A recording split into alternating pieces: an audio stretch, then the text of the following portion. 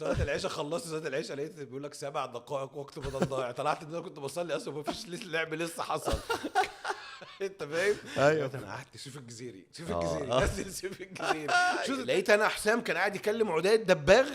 يعني ما شطش ليه؟ حطها انت وخلاص عشان يعني ترحمنا. والله العظيم حسام. لما بتعمل تاكل ده نوع مش هقول فشل، بس النوع من ان انت عندك مشكله. في لعيبه عايزه تنزل على الارض شويه. محمد اسماعيل مثلا عمل لك كعب كده. ايه يا محمد ايه ليه كعب يعني اللعيبه دول نتكلم عنهم كان ليهم علاقه بالقايمه اللي اعلنها حسام حسن في توقيت يعني وضيع. عيسى سيدة من نظريه كابتن اسامه حسني هو رجل مرتشي. ايه في مباراه الرجاء والاهلي وضربه الجزاء الشهيره جدا اللي كانت فضيحه عالميه عالميه. المرتشي عيسى سي اكيد ليه راشي، ما هو اي حد مرتشي ليه راشي.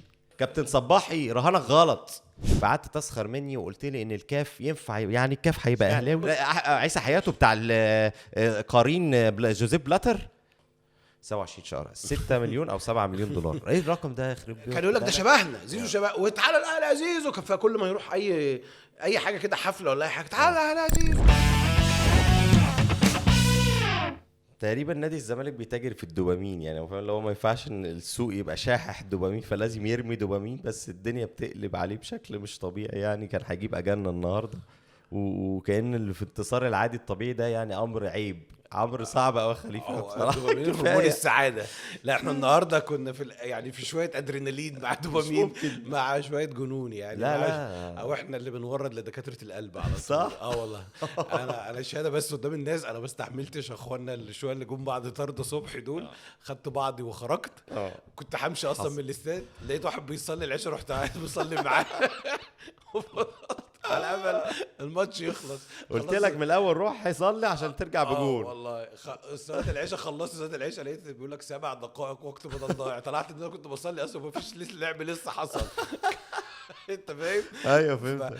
فضلت اصلي بقى يعني. فضلت مش عارف مفيش قلب ان انا اتفرج يعني كان الصراحه او بيني وبينك هو اكيد الفوز هو 2-0 نتيجه ممله. يعني لو انت ولا طايل مهرجان اهداف ولا طايل فوز بقى بيوفوريا وبتاع، فهو يعني حط الثالث والرابع هنطلع مبسوطين ونعمل مهرجان والدنيا حلوه. بس يا عم الثالث بس كان ريح يا عم. احنا مضيعين 3000 فرصه من كره بنتاج في العرض دي كانت يعني مش سوء حظ، قصدي مش رعونه ولا حاجه. وبعد كده الجزيري والدباغ. بص احنا ضيعنا فرصتين كبار في الشوط الاولاني.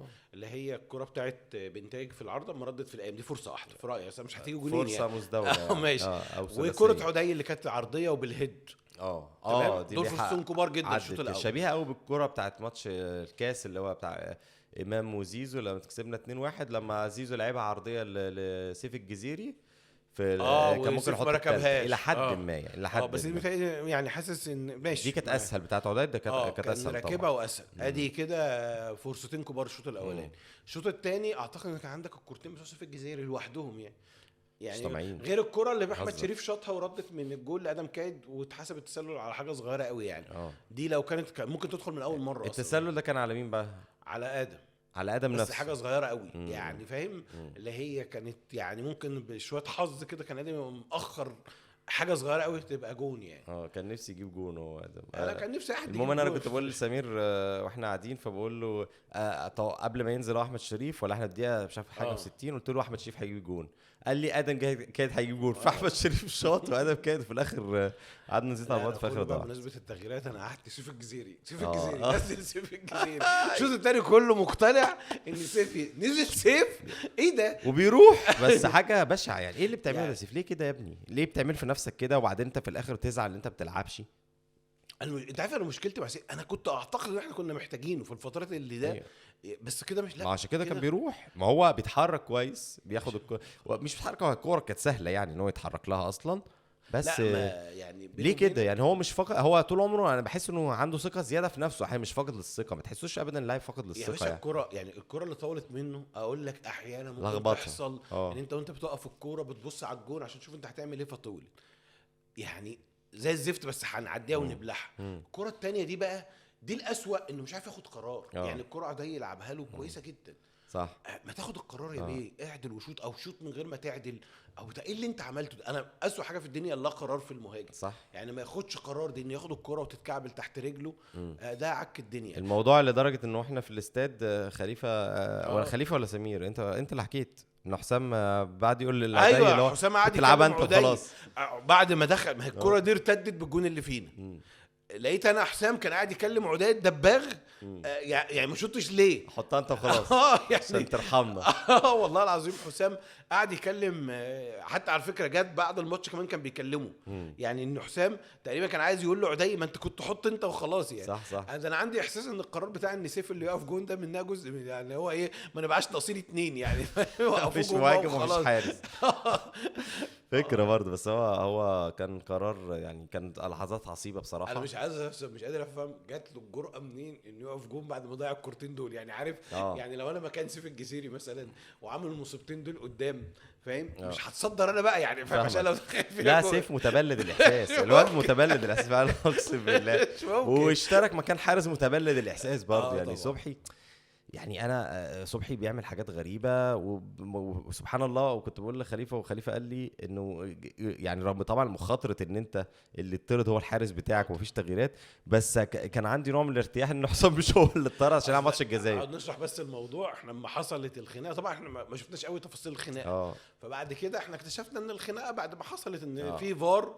فبدانا نقول ان حصلت خناقه مع اللعيبه. احنا اكتشفنا ان في خناقه بس ما شفناش التفاصيل لان احنا كنا مهمين بجون دخل فينا فاحنا ما كناش عارفين مين اللي عمل الخناقه. وخليفه قعد يقول ان حسام ولا حته فكنت خايف من يعني بين حسام وبين صبحي فطبعا والماتش شغال احنا خايفين انه صبحي عشان هتكمل من غير صحيح. بس بعد الماتش ما خلص فالحمد لله انه صبحي ومش حسام صحيح. يعني انت فاهم انت صبحي تقدر تستعين بمهدي وعواد عادي خالص مش هتحس باي حاجه بالعكس. لا مش ممكن تعمل ابجريد يعني ابجريد انما حسام كان هيأثر معاك ان انت هتلعب ماتشين سيمي فاينال. حسام بيبقى مهم جدا من الاوراق المهمه. صح الحمد لله انا عدت على خير ربنا كرم واتمنى يعني كفايه يا جماعه ارحمونا بالسيناريوهات. طب نتكلم شويه فني. طبعا كابتن معتمد بدأ الماتش صح بفكره عدي مع ناصر وبزيرة بدأ بيمين وحط عدي شمال وبعدين راح عاكس وحطت عدي شمال قصدي بزيرة شمال وعدي يمين وعبد الله سعيد كان بيتحرك ناحيه الشمال وبيربط بين بنتايك. المثلث اتعمل بين بنتايك وعبد الله وبزيرة. انا في رايي انا كانت بدايه مباراه مثاليه وانا حطيت لك التشكيله دي في ليله المباراه بالظبط ما عدا بس ايشو وبنتاج لعب ماتش النهارده معقول خالص مقارنه بالماتشات اللي فاتت. كان كويس جدا. كان له دور هجومي كويس بصراحه والله دفاعيا رغم يعني ما دفاعيا كان معقول رغم ان هو برده دايما عنده كده ساعات بيحصل سن التاخير في التدخلات فبتعمل تدخلات بيضطر على الاقل يعمل تاكل. يعني انت وانت مستوعب اللي بيحصل مش ممكن يعني كان مين مدافع اظن مالديني ولا نيستا واحد اظن مالديني كان بيقول لك انت بتعمل لما بتعمل تاكل ده نوع مش هقول فشل بس النوع من ان انت عندك مشكله. يعني ممكن تاخد الكوره وانت من غير التاكل ده الاختيار الثاني بعد ان انت تبقى واقف على رجلك تخطف الكوره. اتاخرت اصلا في قرايه الموقف لدرجه ان يبقى فيه مساحه بالزبط. انت محتاج تغطيها بتاكل تنزل على الارض وتشيل الكوره. فبنتاج عنده القصه دي كتير وبالتالي لازم يصلح. لكن كان احسن كتير الماتشات اللي فاتت وكان اختيار كويس وهو اللي كان صنع الجون الثاني يعتبر هو اللي صنع الجون الثاني لان هو بدا الهجمه بشكل كويس وعمل باك باس حلو قوي عبد الله. لكن احنا عبد الله صح عبد الله فعلا كان افضل كتير الماتشات اللي فاتت. حالته الفنيه كانت كويسه عشان كده انا ما كنتش مؤيد ابدا ان هو يخرج او فتوح واحد فيهم تخرجوا الاثنين مع بعض كده. انت قضيت على فكره ان انت تمسك الكرة في اللحظات الصعبة. على فكرة انت ال2-0 انا كمشجع وانا بتفرج ابقى خلاص يعني عايز اشوف اجوان بس المدرب اكيد بيتوقع ان ممكن يحصل مشكلة او ال2-0 اصلا انه احافظ على 2-0 لفترة اطول عشان ما يحصل ليش مشكلة. فانك تطلع الاثنين اللي بيكونوا بالشكل ده اكيد مش الاثنين تعبانين يعني. خليني اقول لك على حاجة هو فتوح من بعد ما رجع من الاصابة بتاعة المزق ده وهو بيكملش هنفضل طول عمرنا كده بقى ولا ايه؟ ما انت بررت القصة دي المرة اللي فاتت. ما عندوش التاريخ البدني قوي انه بيلعب ماتشات كتير. فتوح ليه يا خليفه؟ يعني اديك مثال ماتشات القمه. ماتش بتاع سيف الجزيري فتوح طالع بين الشوطين مصاب. ماتش السوبر اللي كان في الامارات لما خسرناه لما اللي كنا جايبينه من المغرب ده عمل الغلطه فتوح طالع بين الشوطين مصاب. الوردي فتوح طالع بين الماتشين مصاب. ماتش السنغال طلع مصاب. فتوح عنده تاريخ طويل انه بيطلع بمزق او اصابه في شد في الخلفيه والحاجات اللي زي دي في ماتشات عايز يحافظ عليه فنيا يعني. فتوح طلع مصاب في ماتش فريرا بتاع الكاس اللي احنا فزنا ما كم... انت فعلا طلع ما شاء الله عليك والله بفتكر يا باشا افكرك ده انت فتوح انت عارف مين اللي لعب باك شمال اصلا في نهايه الماتش؟ حمزه المسلوسي. ختمت الماتش بحمزه المسلوسي لما نزلت حازم امام ماتش الكاس اللي احنا كسبناه. ايوه فهمتك. وانا بقول لك ماتش سيف الجزيري انت بين الشوطين لعبت الزناري باك يمين ليه؟ عشان عمر جابر راح باك شمال عشان فتوح طلع مصاب. أيوة دي ماتش السوبر اللي كان في الامارات بتاع زكريا الوردي ده فتوح بين الشوطين طالع مصاب او بعد نص ساعه كمان مش فاكر قوي يعني. صحيح مش فاكر امتى. فعنده تاريخ كده من ان انت لو لعبت ماتشات كتير ورا بعض ممكن ما فانت عايز تحافظ عليه عشان بينه وبينك هو يستاهل. وفي نقطه كمان ازودها لك. انت بدات الشوط الثاني اصلا مضغوط. انت التغييرات انا في رايي انا التغييرتين بتوع ربيع وكايد قعدت للزمالك ان الجيم يبقى متوازن. الزمالك مش خطر قوي زي وجود عبد الله وفتوح لكن دفاعيا الزمالك كمان من نفسه. انت جينا الجون راميه من غير رامي يعني. يعني الجون جه مش من هجمه منظمه هي اتقطعت من شحاته بسبب الخطا المتكرر بتاع شحاته ان انت كتفندر ما تمشيش بالكوره كتير. ماشى بالكوره كتير هي دي مش ماشيه كتير. هو اختار يطلع بالكوره بدل ما يمرر على الجنب اليمين. ايوه ماشي بقى قصدي في فرق شويه بين ان انا اخد الكوره بجري ان او ان انا احاول لسه حتى اعمل التيك اوف بتاعي يعني. ساعات في التيك اوف ده ممكن لكن ماشي كتير ان انت تمشي وتزودها. لكن هو ما كانش لسه بدا يزودها. هو اوريدي خد القرار غلط ياخد الكوره ويروح اصلا. ايوه في حاجات كتير دور الكوره خصوصا ان هم مش لازم الدقه يا عم احمد يعني تشرح تقول بدل ما يطول خلاص يعني مشي بالكوره مشي بالكوره بدون لازم تمام فاتقطعت منه فبقى في تحول ولاعيبتها رجعت يعني التحول كان ادم كايد قفل مع بنتايج اللاعب شوطه يعني شوطه حلوه يعني فشيخه. فانا قصدي ان التغييره بتاعت ربيع وادم كايد ما كانتش سيئه على فكره. لو تبص للجيم قبل الدقيقه 60 هم راحوا علينا كتير خاصه الواد اللي نزل ناحيه الشمال 10 ده لعيب كويس على فكره 17 سنه لعيب كويس قوي يعني. انا طبعا اشك في موضوع 17 سنه هتلاقيه مثلا هو مرتاح 20 سنه يعني بس هو اوراقه الرسميه 17 يعني بس هو لعيب كويس. فانا قصدي كان نازل عامل شغل يعني. فانت اما نزلت ربيع وبتاع وربيع على فكره فرقنا كان كويس وادم كان كويس وانت اللي صنعت فرص. انت صنعت فرصتين بعد ما هو كانوا بادئين داخلين عليك في الجيم. هو طبعا الموقف اللي حصل بتاع ان انت ما تجيبش جونين يقولك ما تجيبهمش ده انا ناسي صحيح من احد الفرص برضو كانت في عرضيه حلوه للنصر المنسي بس حطها بدماغه فوق العرض اللي عاملها له بنتاج صح حلو. وغير الكره اللي جت لنصر منسي والنصر منسي حب يعمل ر2 في الشوط الثاني دي اللي هو بقى اوفر عم ناصر. ما هي بص انا في رايي انا برضو يعني في لعيبه عايزه تنزل على الارض شويه. محمد اسماعيل مثلا عمل لك كعب كده يا محمد ليه كعب يعني انت مدافع انت مدافع. انا على فكره ما عنديش مشكله في ان محمد اسماعيل بيستدعي الضغط ويطلع كره مظبوطه رغم الناس بتتخض بس ده اسلوب برضو ان انا استدعي الضغط عشان افضي مساحه. ما انا لو قعدت حسام فضل يدي لاسماعيل واسماعيل يرجعها له بسرعه من غير ما يجيب حد ما احنا هنفضل احنا اللي ما عملناش موقف مش هتطلع حد من بس الكره اللي بالكعب دي مستفزه جدا. انت ظهرك للملعب ووشك لجونك وكده بتعمل كعب اتقطعت. لا مفيش مدافع بيعمل كعب في يعني مفيش. انا شفتش مدافع بيرقص بكعبه دي صحيح يعني صحيح. مش ده وناصر منسي اللي بيحاول برضه يعمل حاجات اكبر كتير من امكانياته زي بيلعب بالكعب وشوط ار2 مش عارف ايه وحاجات زي كده يعني. احنا كلنا كنا في ماتش بيراميدز اشدنا بناصر لانه ما عملش اي حاجه غير اللي بيعرف يعمله. كان بيقتل على كل الكوره بينزل التسليم بتاعه كان مثالي يستلم بظهره ويشوف اللي جايب وشه ويحط له. الاثنين اللعيبه دول نتكلم عنهم كان ليهم علاقه بالقايمه اللي اعلنها حسام حسن في توقيت يعني وضيع توقيت وحش قوي بشع معاك طبعا ما يصحش. وفي الاخر يجي يقول لك انه المنتخب ودع المنتخب ده ما ينفعش يبقى اداه حسن نيه سوء نيه. مش يا عم مش هفترض سوء خد نيه. بالك ايوه انت فوق لنفسك شويه وركز معانا ان دي حاجه غلط. قولش يعني ببساطه انت استنيت ماتش. هل انت اعلنتها في يوم السبت الساعه 8؟ لا بالظبط. لو اعلنتها 8 كنت اقول لك خلاص انت يا راجل. ليه انت اعلنتها السبت الساعه 12 الساعه 12 بالليل ده مش ميعاد اي حاجه في الدنيا يعني. ده مش ميعاد اي حاجه صح. ان انت تختاره معنى كده ان انت كنت مستني ماتش الاهلي والترجي يخلص صح. خلاص بنفس المنظار استنى ماتش الزمالك وقتوه يخلص. والمعسكر يوم الاثنين عادي اللعيبه هتعرف وتروح هتاخد بعضها على الفندق بكره خلاص الدنيا سهله خالص يعني. فده في توقيت مريب جدا. طب يا عم مفيش سوء نيه. فوق لنفسك ما تبقاش تخلي المنتخب اداه للضغط على لعيبه الزمالك والضغط على عموما على الناس. ودي مش اول مره. احنا ممكن تفترض حسن نيه المره الاولى كانت السوبر واثرت على ناصر ماهر واتقلب وعمل ستوريز وبتاع ومش عارف ايه ونزل الماتش الثاني مش شايف ما بيحاول يثبت نفسه ويحاول يثبت يأفور. ايوه. فانت شفت النهارده الاثنين. انا كنت الاول مقتنع ان هيتاثر اللي مستبعد. لا اتاثر حتى اللي انضم محمد اسماعيل. هو ممكن ما يكونش ده السبب بس في النهايه انت هتربط بقى الاطراف مع بعضها. واحد بيحاول يثبت صبحي ما هو صبحي ومحمد اسماعيل وشحات دول اللي كانوا في المنتخب وخرجوا يعني كلهم ما كانوش بيقدموا افضل مباراه والناحيه التانية ناصر مبسوط وبتاع وهد خلاص مواجه بالمنتخب وبتاع. بس ناصر من ماتش انبي وهو من ماتش ايوه هو مزود. انا فاهم اقصد في النهايه في حاجه غلط اللي انت بتعمله ده غلط يا كابتن حسام.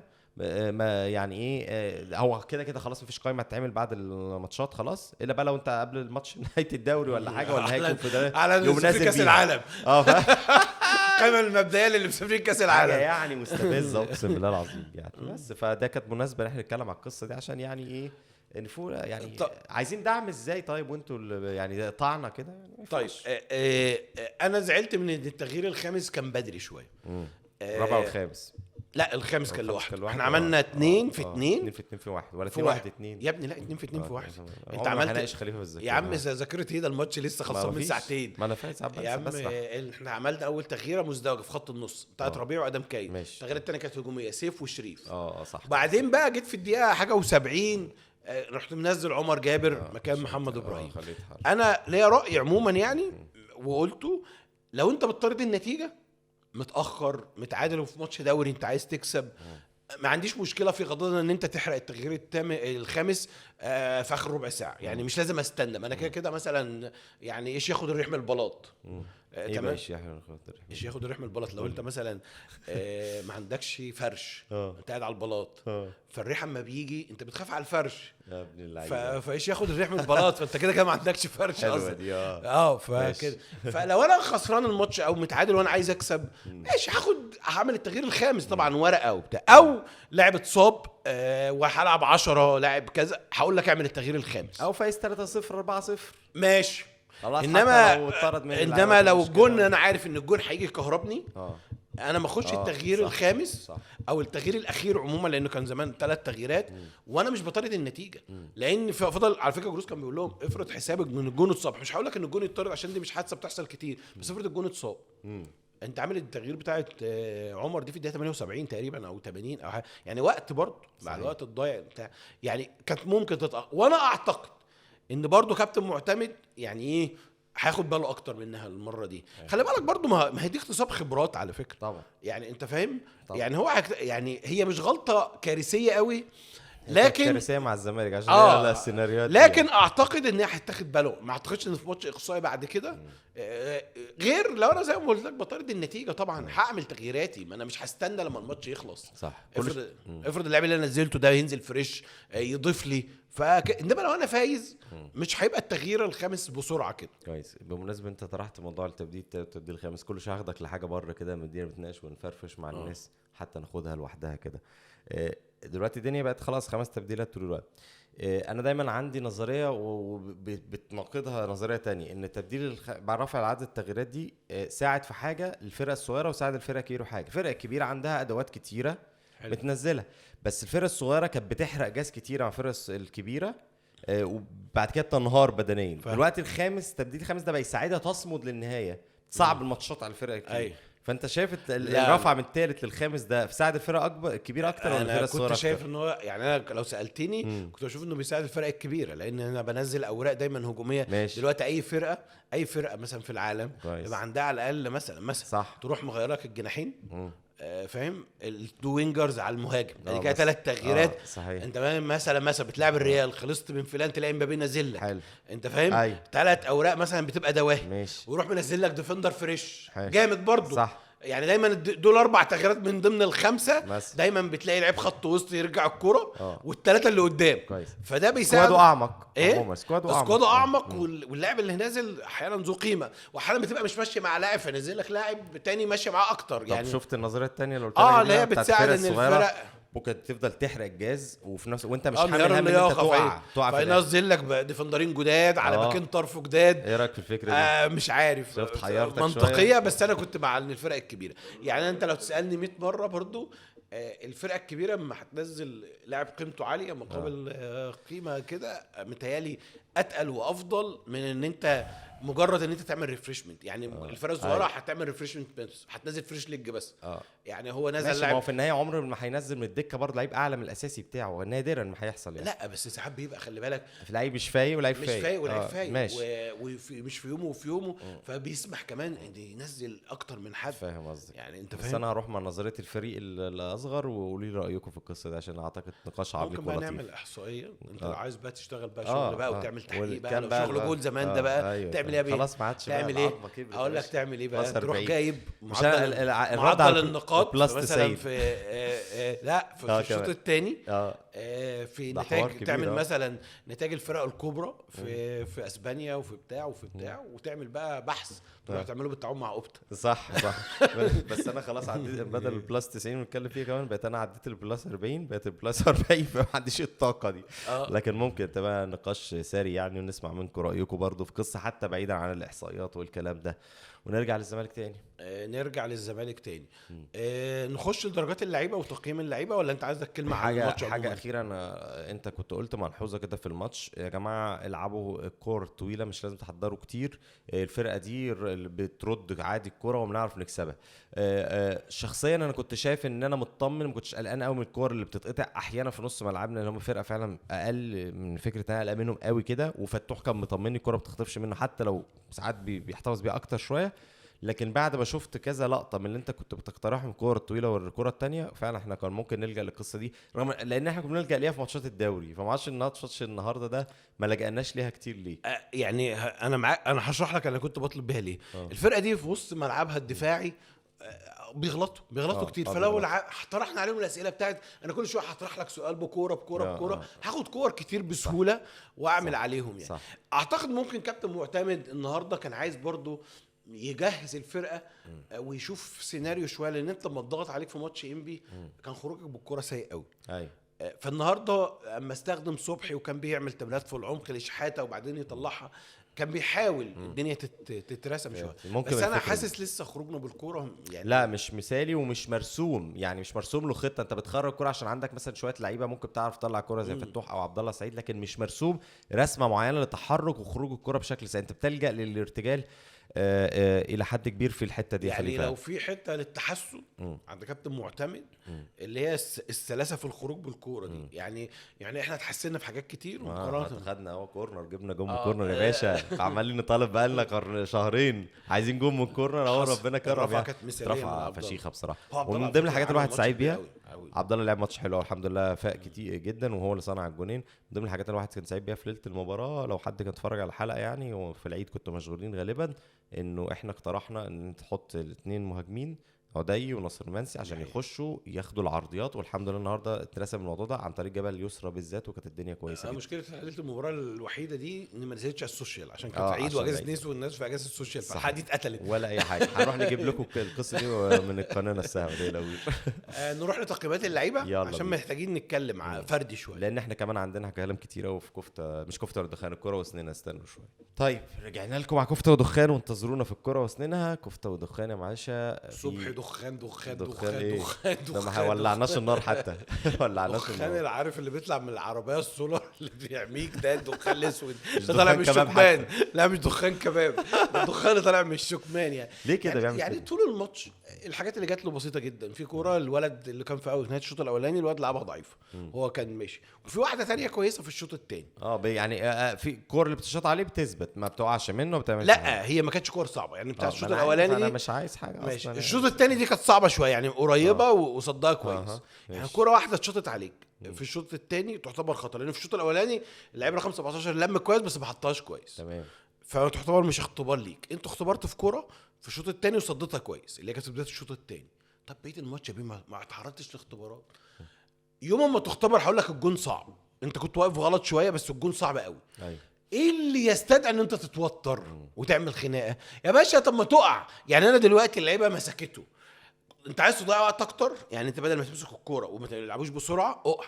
هو الواد ماسكك من ظهرك كده، عارف لو وقعت كنا ضيعنا وقت اكتر. يعني لو انت هدفك تضييع الوقت انما انت هدفك ايه مش عارف. يعني هدف والدماغ الصغيره بتاعت لعيبه الكوره، سواء لعيبه الفرقه دي اوتوه او محمد صبحي، انه يا عم لعيبه الفرقه انا لازم بستغرب جدا لعيب يروح يجري على الكوره عشان يمسك. يا عم روح ادمن اللعيبه اللي بيرمي الكوره، هات كوره وخلاص اطلب الكرة هيديها لك غالبا. بس ساعات ممكن يضايقك لانه من الفرقة التانية، ممكن افهمها. بينما انت كحارس هو هيديها قد ايه اصلا وقت يعني لما بيحصل يبقى 10 ثواني 15 ثانية 20 ثانية ومع فرقة يعني اقع لو يعني هي بقع بالظبط بقع بعدين. وبالتالي هو انت حطيت نفسك في موقف. هي الكرة انا بعد ما شفت الكرة تاني هي مش بهذه الفجاجة، مش هي على مش فكرة كورة واحد بيفك ايديه. الفار لما عادها وقف شويه بقى بانت كوع، هو كان بيفك ايده من كده فغالبا هي الضربه بكده يعني غالبا مش أيوة. بكده أيوة. بس هي في الفار لما وقف كده خلاص بقت باينه دي. الفار وقف الصوره فدي بقت داخله في دي يعني الدراع داخل في البتاع، هو بيعمل ايده كده يعني الفار ما عادهاش كده، ما عادهاش بالطبيعي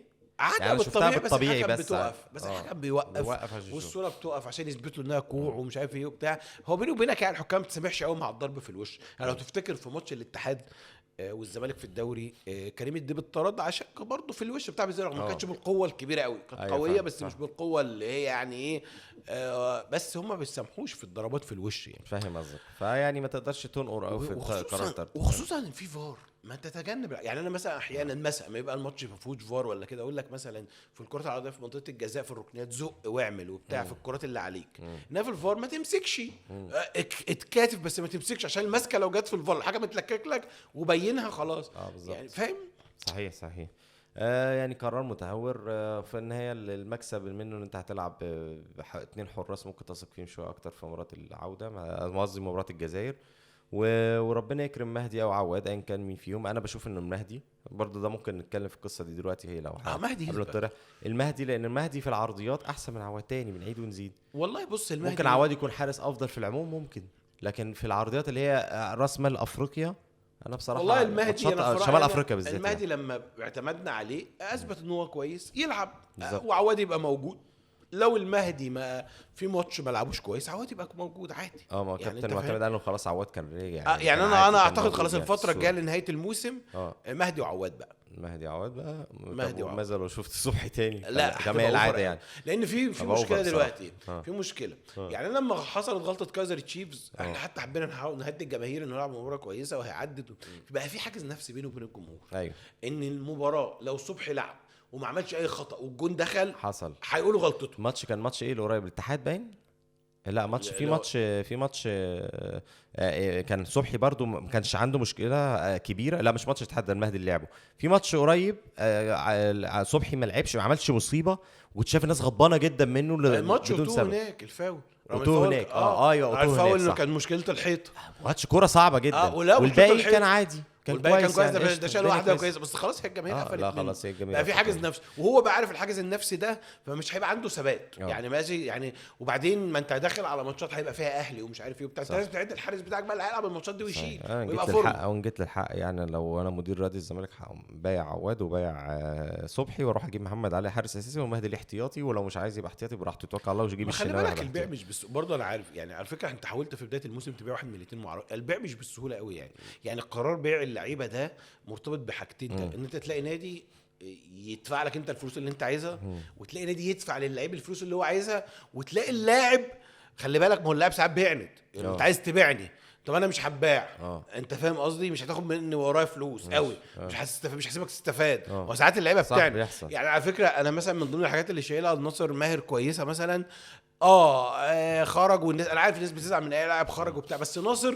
كان طيع معاك فاهم وجالك منه فلوس معقوله بس هو ما خرجش على غير هواه برضه واضح ان هو كان حابب يغير الاجواء يعني. طبعا حبيت من فلوسه ويريح نفسه وبتاع ممكن برضه ما مش من على غير هواه بس انا قصدي كان ايه على الاقل خدت من وراه فلوس. ده في لعيبه بتعند وتفضل بتعمل كده بتتلكك لك عشان تمشي بفلوس اقل ويبين لك انه كده ماشي فالنادي اللي بيشتريه يدفع لك اقل وحاجات كده. صحيح ودي حاجه مفهومه جدا. احنا خلاص كلام عن صبحي نديله كام؟ لا مش هديله حاجه خالص ما نديلوش خلاص ده كفايه اللي عمله فينا الراجل ده انا ما شفتش يا اخي 7 دقايق بسببه ان ايه ماشي اللي بعده انا هحصل العشاء تاني انا صليت بدون تركيز انا هحصل لها تاني.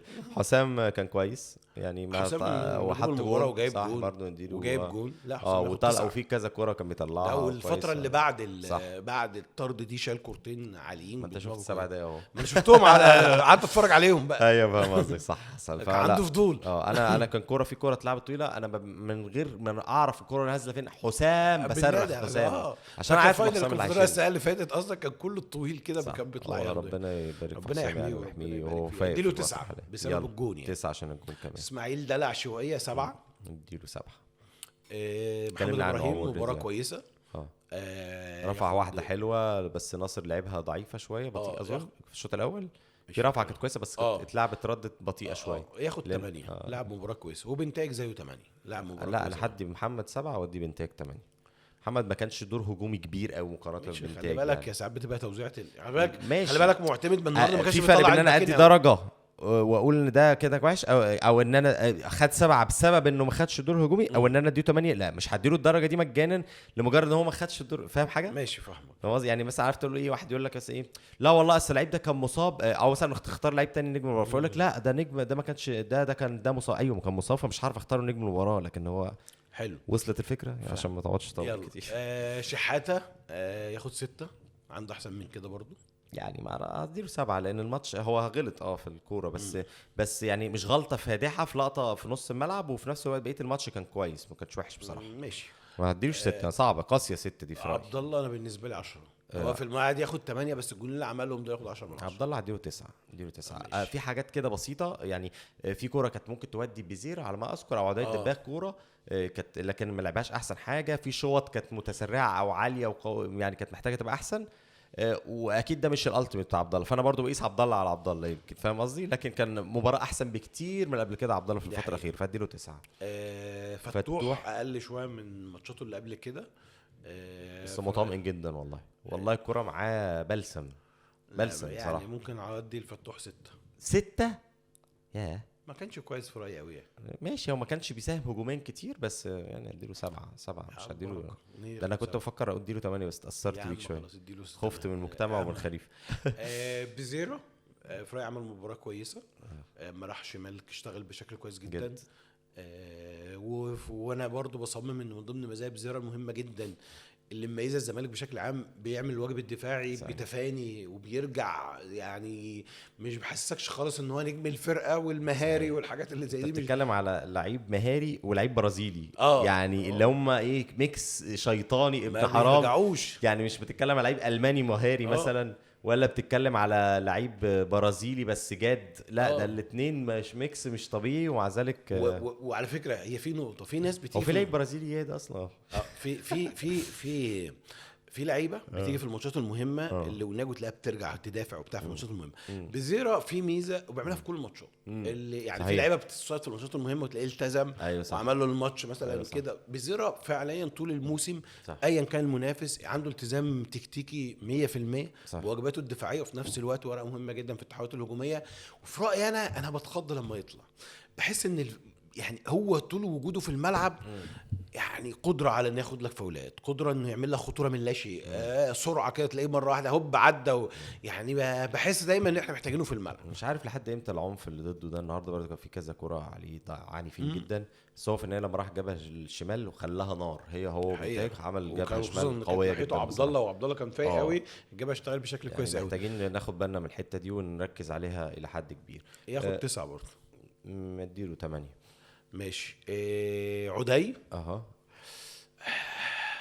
جاب جول التزام 100% برضو من اللعيبه الملتزمه جدا بيدي واجبه الدفاع يحافظ على كورته بس ضيع واحده سهله قوي اللي كانت بدماغه وضيع واحده تانية اللي شاطها حط واحده حلوه اللي في القايم وجاب جون وحط واحده حلوه للجزيري يعني الميكس بقى بتاعه ده يعني 7 ضيع فرصتين كبار بس يعني بس هو من اللعيبه اللي ملتزمه ورجاله وفي الكرات العرضيه والثوابت اللي عليها بيرجع بشكل كويس. انا كنت متفاهم ان هم ما خرجوش على فكره لان الفرقه دي بترفع ثوابت كويس وبتاع وكان بيحتاجوا في الحاجات اللي زي كده يعني. صحيح كويس قوي. وناصر 6 ناصر اللي انا مرتاح وانا بقول بديله 6 يعني. عندك احسن من كده يا ناصر عنده كتير طبعا يمكن وفكك بقى من حوار المنتخب وكاس العالم هو كده هيروح المنتخب خلاص هو راح المنتخب يعني ربنا يكرمه ويأدي بشكل كويس يكون راجع مبسوط عشان خاطر يفوق معانا الفتره دي وما يبقى ما يفكرش كتير بعدها. يعني هو خلاص عارف ان هو ربنا يكرمه او ربنا يكتب له حاجه تانية اوكي، وعشان ما يقولك بقى خاف على نفسي واصاباته وبتاع وكاس العالم ده حلم وبتاع. حسام حسن على فكره قادر ان هو يطلعه تاني، لان حسام حسن ده مش يعني مش اللعيبه اللي يتباع عليها. يعني مثلا لو تقعد موسم كامل زي الشناوي هتبقى زي الزفت مثلا، موسم وحش وتكمل انت بادائك في الملعب هتكمل مع المنتخب، مش بس ادائك في ماتش السعوديه ولا ماتش اسبانيا. ما اظنش هتلعب ماتش اسبانيا اصلا، ماتش السعوديه ممكن تشترك شويه ولا حاجه. ممكن يديله شويه كده 10 دقايق ولا حاجه، مش اكتر من كده بالظبط يعني. طيب احنا كده البودله في السريع كده.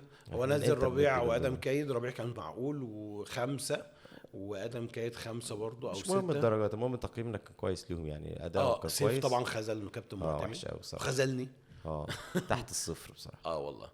يعني ما طلع عمل بوكس حلو. هو اللي عمل البوكس ولا حسام اللي شالها بدماغه؟ والله انا شفت الملعب انه معلش يا جماعه صعب بنقيم في الملعب، تبقى الدنيا صعبه شويه. يلا بينا على الكوره. احنا بنضطر نصور بعد الماتش على طول عشان خاطر الناس بتزعل ان البودكاست يتاخر، فسامحونا في القصه دي. لو غير كده كنت بقعد اتفرج على ماتش من جديد. وعمر جابر ما لحقش، بس في كوره كده كانت غريبه طلعها، كان ممكن يطلع شتتها بدل ما يطلعها اوت. عاديه تعدي. انا بتكلم بس على ملاحظه عابره يعني، مش دي اللي هتحدد تقييم يعني. يلا بينا على الكرة والسنة عشان عندنا كلام كتير قوي احنا كنا مدخرينه عشان العيد واللي احنا اتأخرنا شوية. بس ايه رأيك يا معلم دلوقتي بقينا بنأخر الحلقات فتيجوا كومبو حلو بقى يعني فاهم؟ خروج اهلي مع فوز زمالك، عارف انت خدت كله على بعضه صح كده. الكرة والسنة الخير كتير.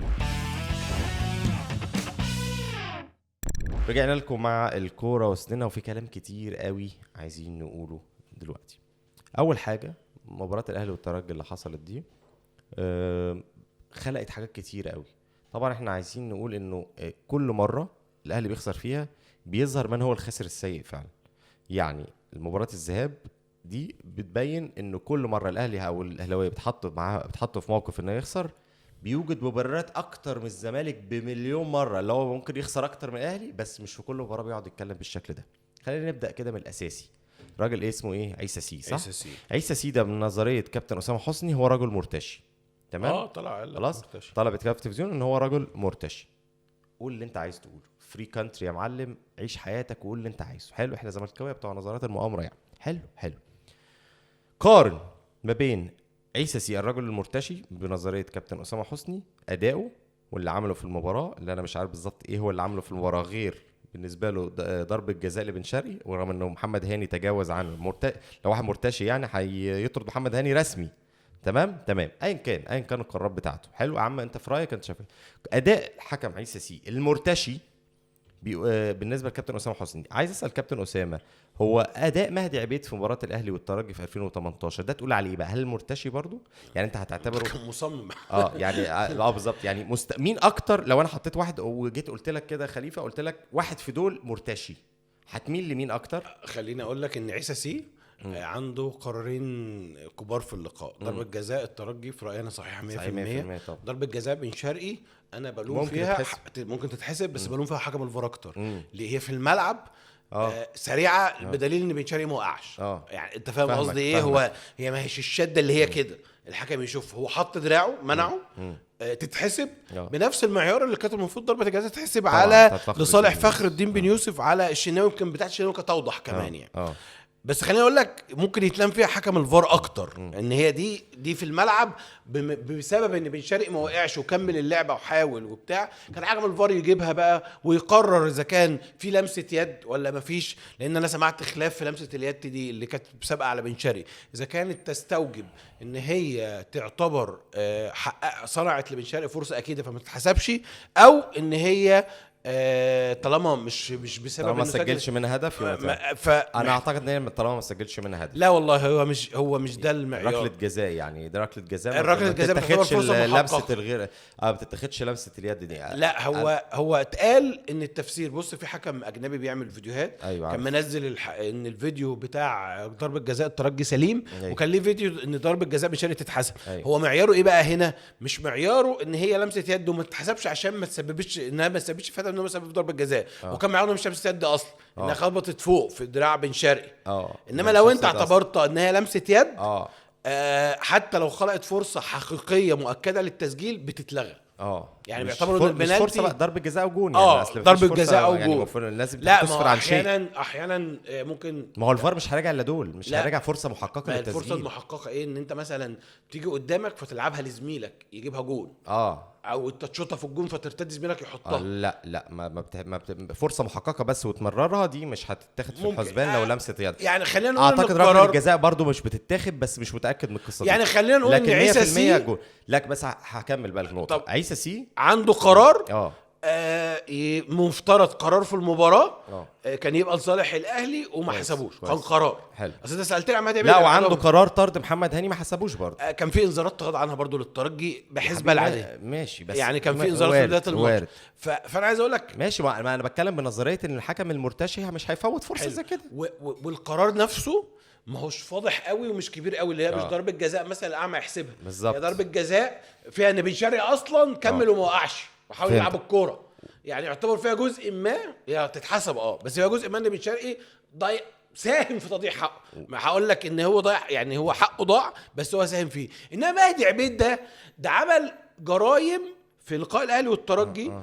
كان مصمم، الفار جابك في كوره وليد ازارو ولا راح شق الفانيلا، ده الفار جابك يوريك ان ان كده.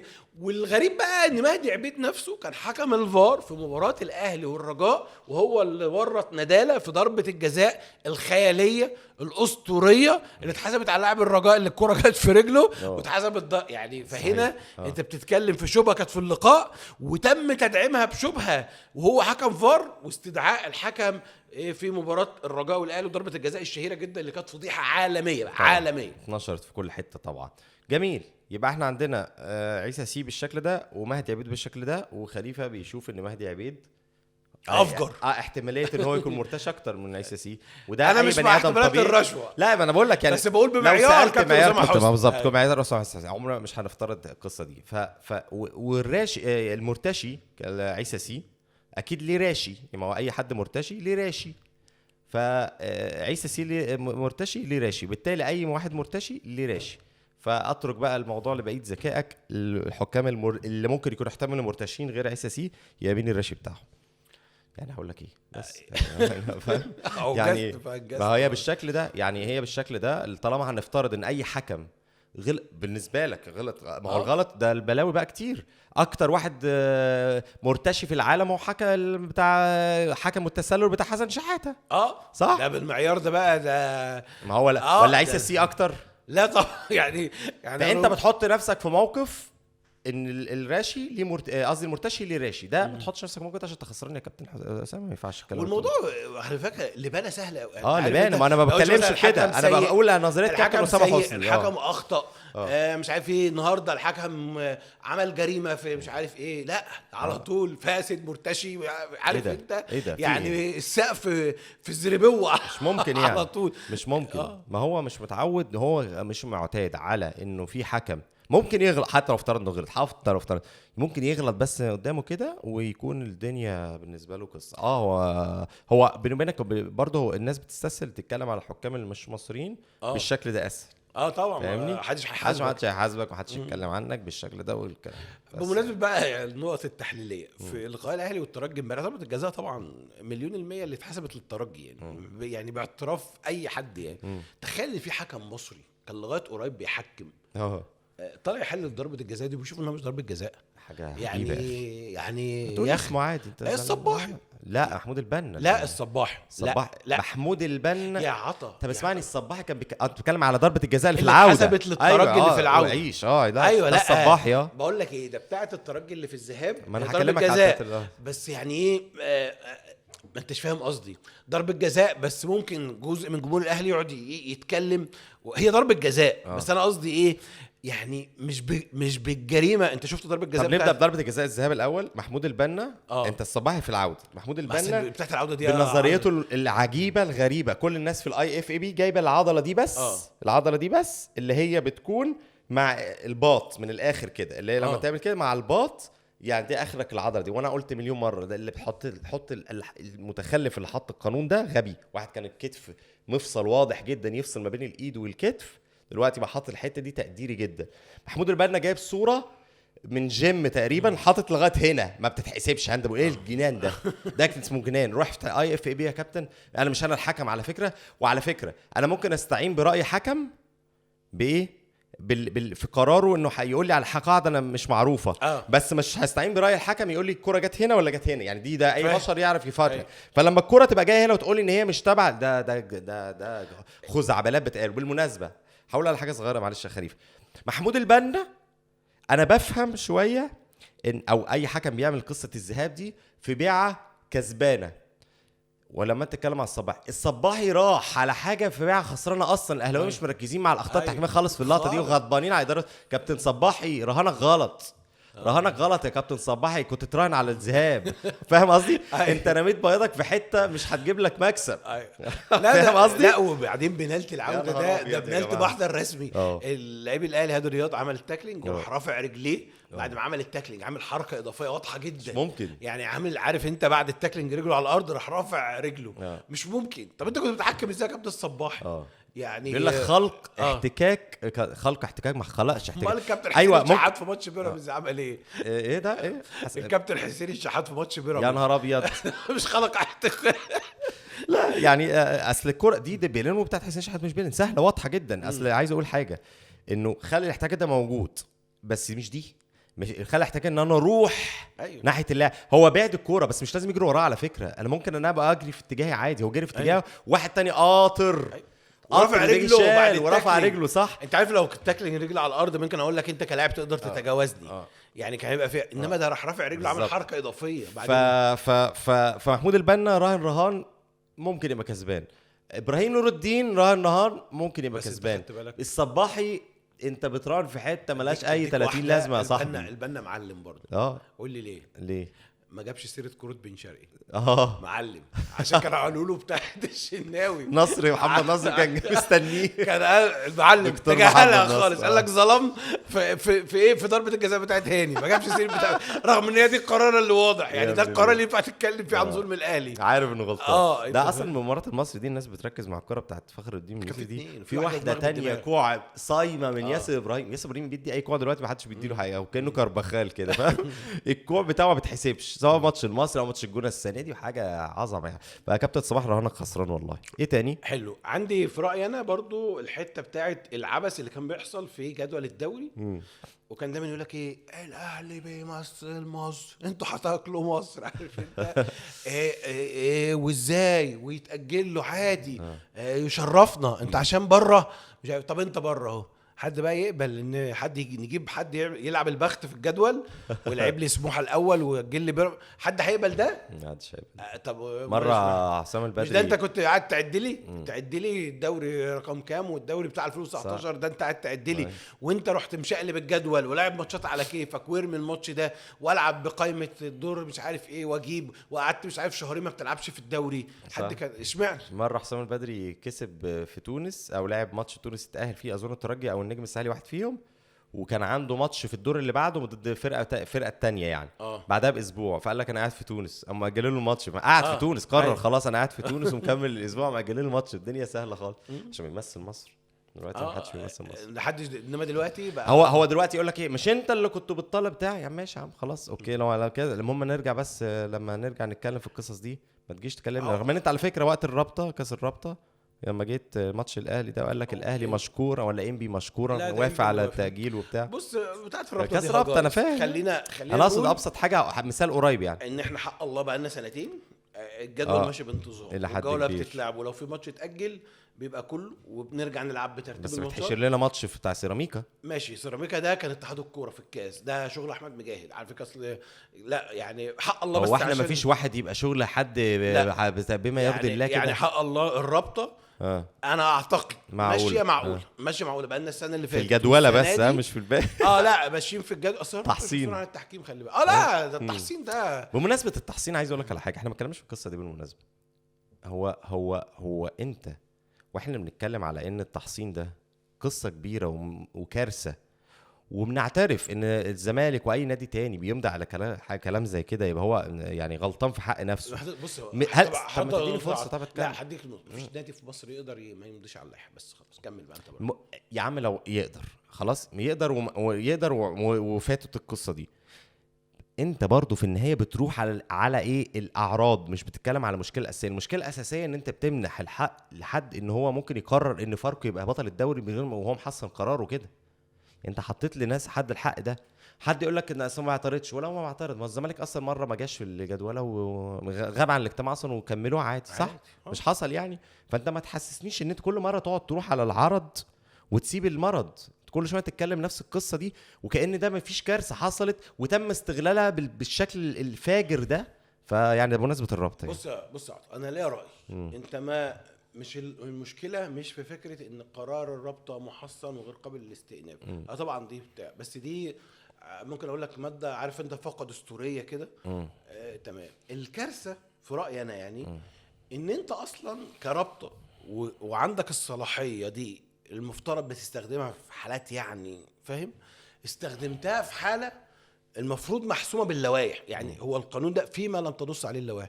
انت في حاله سهله، حاله بتاعت ان مباراه لعبت وانتهت وفي فرقه انسحبت، فالفرقه المنسحبه بتعاقب بخصم 3 نقاط اضافيه. الحاله كانت واضحه، ما كانتش مستدعيه ان انت تفعل البند بتاع افعل مشيئتي. يعني انت فاهم قصدي؟ بند افعل مشيئتي ده هيفضل موجود بس عشان تريح دماغك ماشي، لكن ما كانتش دي الحاله اللي انت تستوجب عليها الامر. يعني انت البند ده مثلا ما هو موجود لغايه دلوقتي، موجود لغايه دلوقتي. هل مثلا حد يقدر يستخدمه ان اعتبار الزمالك فاز على انبي بعد ما خسر؟ او بديك، ما هو الزمالك خسران او الاهلي خسر من طلائع الجيش، يستخدموا ان الاهلي فاز على طلائع الجيش ما خسرش؟ لا، هي كانت نفس الحاله. المفروض ما كانش حد يستخدم البند ده في الحاله دي. انت قصدك انت حرقت حاجه زي كده وكنت مش ما حرقتش، هو البند ده هيفضل حرقت موجود. الاستخدام القصه دي في حاجه المفروض ان هي واضحه. المفروض ما تستخدموش في ده. ده بند يعني موجود لاسباب تانية وبيستخدم في حالات معينه، مالوش دعوه باللي حصل ده. اللي حصل ده 1 زائد 1 يساوي 2. فرقه انسحبت خصم الماتش 3-0 وخصم 3 نقاط اضافيه. ده بند محطوط حالات تانية تمام.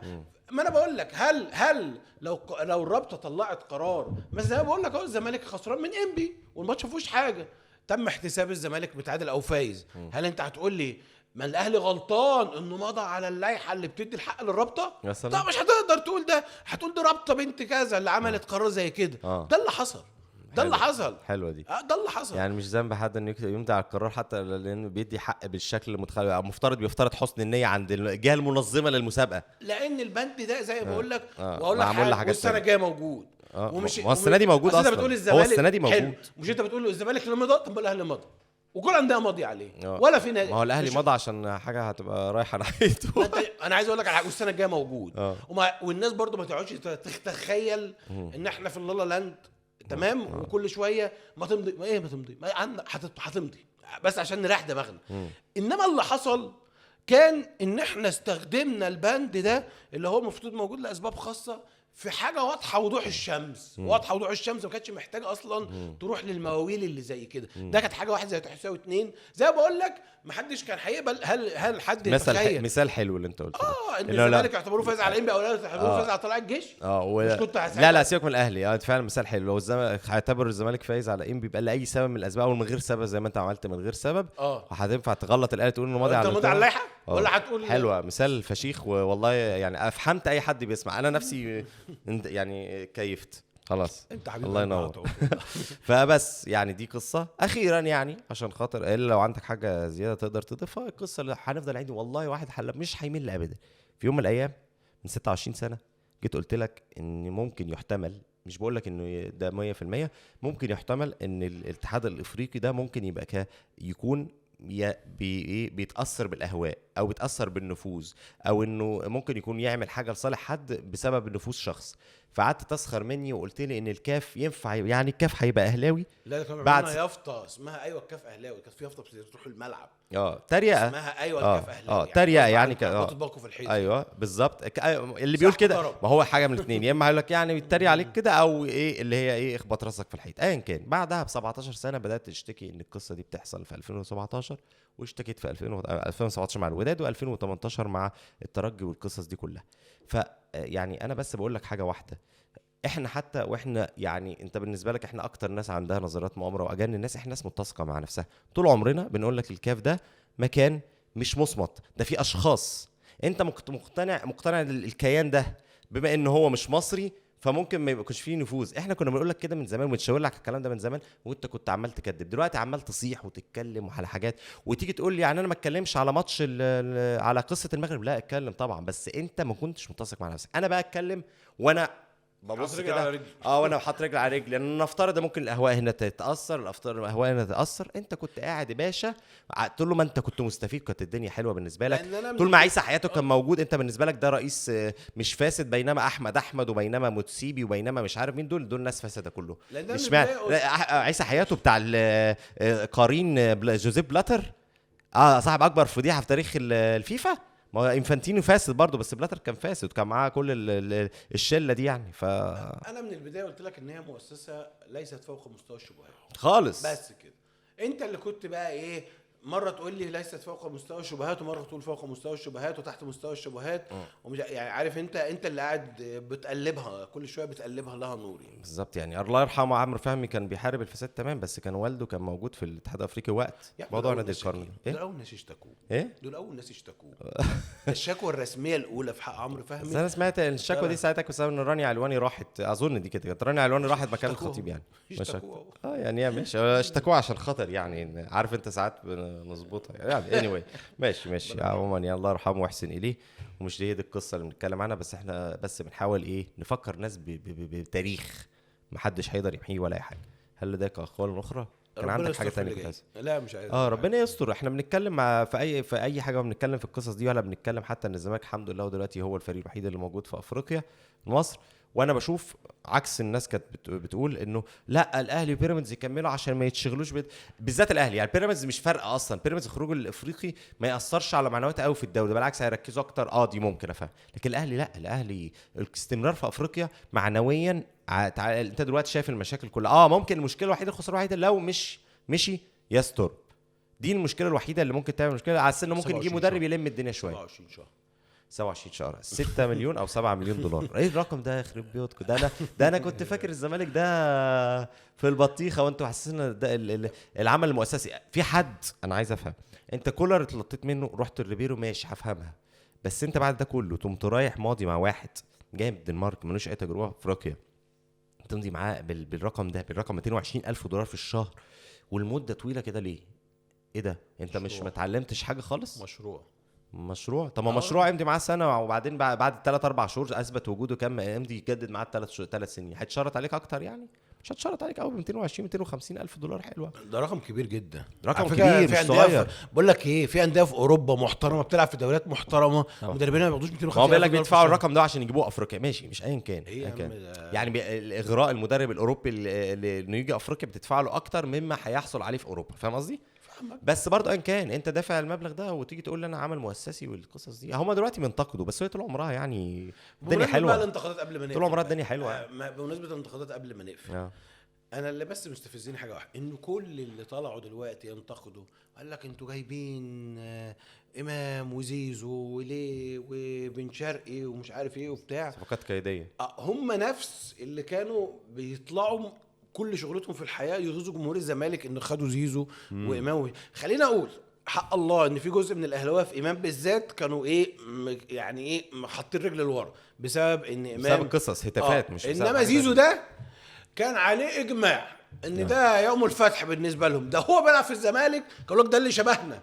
انت عارف يعني كانوا يقول لك ده شبهنا زيزو شبه، وتعالى الاهلي يا زيزو. فكل ما يروح اي حاجه كده حفله ولا اي حاجه تعالى يا زيزو تعالى يا زيزو شبهنا مش عارف ايه وبتاع. لا انت فاهم، جايين دلوقتي تقولوا مش عارف ايه وبتاع، ولا في واحد بيقول لك كفايه حريف يا ابني. هو زيزو حريف؟ كفايه حريف؟ هو زيزو حريف اصلا يعني؟ انت فاهم؟ على فكره زيزو لعيب كويس، بس ملوش علاقه بالحرفنه يعني فاهمك. انت فاهم. احنا وهو كان في زمان كنا بنهرب من سؤال الحريف ده، كنا بنقول لعيب مفيد مش عارف ايه بتاع، كنا بنهرب من حته حريف دي.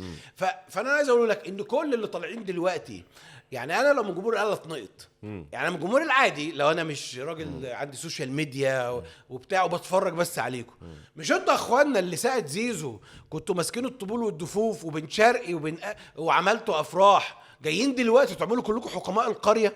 انت فاهم. يعني الواحد احيانا، يعني انا النهارده قعدت اقول ايه، مكسوف ان انا قعدت طول الماتش اقول نزل سيف، واول حاجه بقول والله ده انا كتبت بوست بيقول مني لله ان انا قلت كده. دول عندهم مش ممكن قمه القدره ان يطلع وهو اللي كان بيطبل وبيسقف لبن شرقي وزيزو ومش عارف ايه بتاع، يطلعوا يقولوا ازاي جاب اللعيبه دي وده سوق في يا ابني، ما انت اللي كنت بتحزم وبترقص انت كنت بتحزم وبترقص يعني انت فاهم. طب اعتذر يعني، اشرك نفسك في اللي اخطأ. يعني قول اداره الاهلي اخطأت واحنا كجماهير اخطأنا، او احنا انا كمؤثر اخطأت التقييم انا كمان زيهم يعني زي احد، ما احنا بنخطئ كلنا طبعا يا باشا طول الوقت.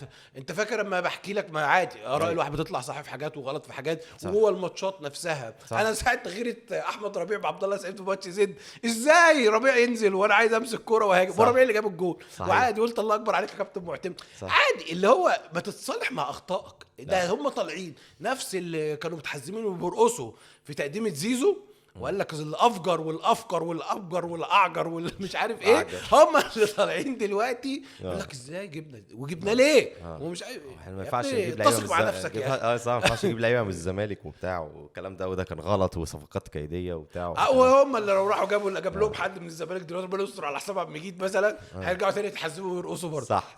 هو للامانه يعني النفخ المستمر طول الوقت ده بيعلم الانسان كده ان هو يبقى الغرور، والإنسان بيقلل من التواضع. النفخ المستمر ده حتى في البشر السويين مش حتى المرضى مهما كان بيأثر في الإنسان، ان هو دايما طول الوقت انت صح، انت جامد، انت عمل مؤسسي، انت بتخطط، انت بتفكر، انت عقليتنا مقابل عقليتكم طول الوقت، طول المستمر ده، وبتسمع طول الوقت الكلام ده، في لحظة هتصدق ان انت كده، بينما انت مش كده خالص، وانت مش انت بشر زي البني ادمين بتغلط، بينما غيرك اقنعك بان انت ما بتغلطش ابدا يعني.